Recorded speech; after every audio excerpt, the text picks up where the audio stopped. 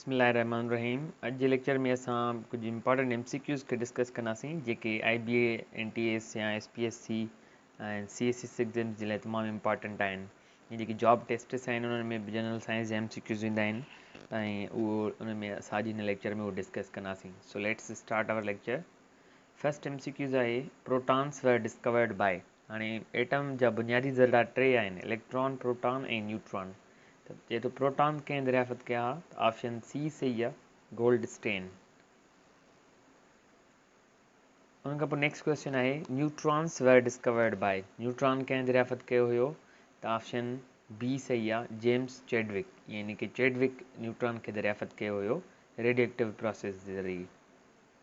Electrons कंहिं दरियाफ़त कया हुया, जे थॉम्सन। उहे डिस्चार्ज ट्यूब में दरियाफ़त कया हुया, ऑप्शन ए सही आहे।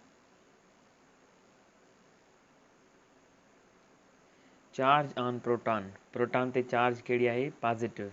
ऐं इलेक्ट्रॉन ते कहिड़ी चार्ज आहे, नेगेटिव। ऐं न्यूट्रॉन ते का बि चार्ज न आहे, तंहिंजे करे इलेक्ट्रॉन ते नेगेटिव चार्ज ऐं न्यूट्रॉन ते का बि चार्ज न हूंदी आहे। Which particle of atom is neutral.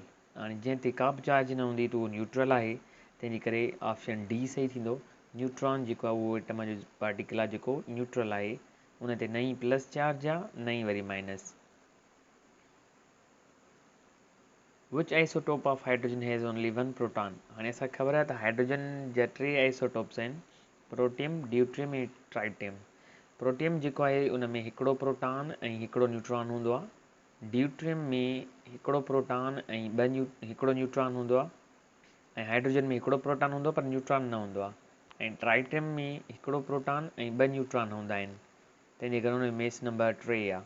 सो ईअं चई सघूं था असां त टिनी आइसोटोप्स में प्रोटॉन्स जो तइदादु हिकु हिकु ई हूंदो आहे, तंहिंजे करे हिते ऑप्शन डी थींदो। कॾहिं कॾहिं ईअं सुवाल बि ईंदो आहे त कहिड़ो हाइड्रोजन जो आइसोटोप आहे जंहिंमें को बि न्यूट्रॉन न आहे, त उहो थींदो पोइ प्रोटियम। जंहिंमें हिकिड़ो जेको आहे प्रोटॉन आहे ऐं हिकिड़ो न्यूट्रॉन आहे, त उहो थींदो ड्यूट्रियम। ऐं जंहिंमें ॿ न्यूट्रॉन्स आहिनि उहो थींदो tritium. Mass of atom can be determined by. Atom जो मेस कीअं मालूम कंदा आहियूं, उनजे प्रोटॉन्स ऐं न्यूट्रॉन्स जी तइदाद खे जोड़ करे। यानी कि प्रोटॉन्स ऐं न्यूट्रॉन्स मां एटम जो मेस मालूम करे सघिजे थो।